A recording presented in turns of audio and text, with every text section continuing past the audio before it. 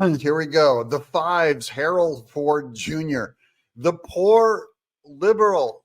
He has to find some kind of ground to defend Fani Willis and Nathan Wade, which is disgusting and degrading for any man to have to do. The poor guy just discredits himself. Welcome to Doug in Exile. This is where the happy patriots are. Both these attorneys, Mr. Wade and Ms. Willis, will have to respond to this new data here. And I also like how everyone has to pretend like Fani Willis and Nathan Wade are normal. They're like, we will have to see how the new data that comes up around Fani Willis and Nathan Wade are. And meanwhile, you have Nathan Wade going like, I don't remember any of that. And Fani Willis going like, it's a black thing. We're sticking cash in our mattress. It's a black thing. And Harold Ford has to sit there and goes, we're going to see how the data checks out with these two and their rational response. I don't know. I've not reached the same conclusion that because they were communicating as much as they were, that this meant that there was some sort of romantic relationship. Oh, of course.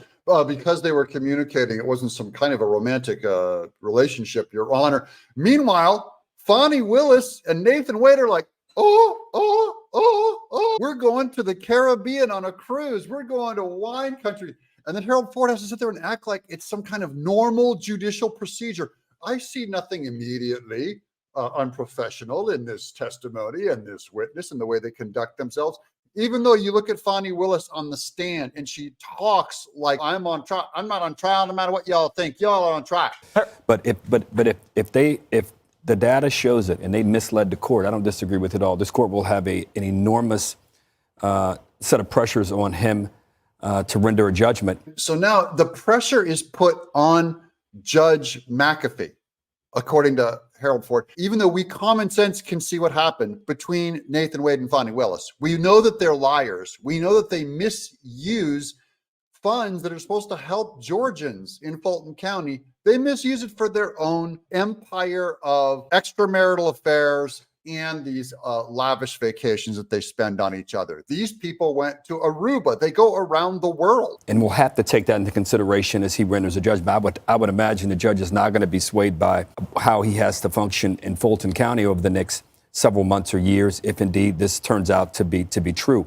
How in the world is McAfee supposed to function in Fulton County when the whole thing is corrupt? His life could be over. His career could be over in Fulton County, Georgia, if the whole thing is as corrupt as we think it is. Now, I've heard many be critical of Ms. Willis and Mr. Wade and their legal skills. I'll say this, I didn't think that this case from the outset was particularly compelling. However, when you look at the number of plea agreements that they've gotten from a whole host of people, including very sophisticated and smart and experienced lawyers, they did a pretty good job, whether he had experience or not in any of this. Nathan Wade did not do a good job just because they got plea agreements. Same with Fani Willis. No, they got plea agreements because they're terrified of a system. Jenna Ellis, Sidney Powell, just getting someone to ape the words, I am sorry, I am guilty, I apologize to the state. Please don't send me to prison on RICO charges. How dare Harold Ford? This is embarrassing. And he should know better. In defending Fani Willis and the Democrat Party, he looks stupid. But the issue here at hand is whether or not they told the truth sitting in that judge's chamber, sitting in that courtroom. And today, doubt has been cast there, and they're going to have to answer these questions. Doubt's been cast. What do you think, Harold Ford Jr.? Just make an assessment. Throw a verbal on this one. What do you think? What do you mean doubt's been cast on them? Of course they're lying. Of course they're corrupt.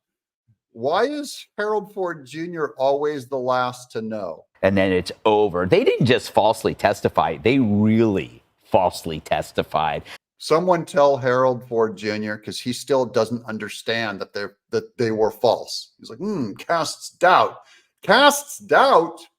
At some point you start going, I mean, and it was so obvious to everybody. It was amazing they did it. They assumed that they could get away with it. But this removes any ambiguity. They perjured. They will lose the case. They will probably lose their jobs. And they could actually lose their freedom because they broke the law. Why did they do it?